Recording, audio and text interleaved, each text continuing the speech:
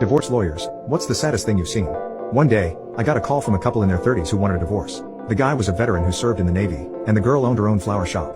The only problem was, these two still cared about each other a lot. They told me that they just weren't compatible to live their entire lives together, so they wanted a safe and amicable divorce. They only consulted me to make sure everything was divided 50-50, and to do whatever was best for their two kids. It was refreshing to oversee a peaceful divorce, but secretly I hoped they would get back together since their relationship looked so perfect. Well, one day the husband came to my office and he looked like he had just returned from a battlefield.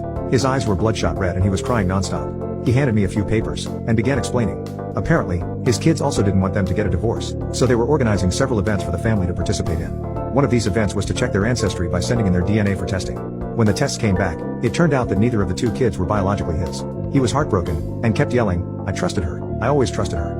A few minutes later the wife came running in, also crying, and started apologizing to the guy, giving him excuse after excuse. I realized that in the end, this divorce was going to be just like all the others. The guy ended up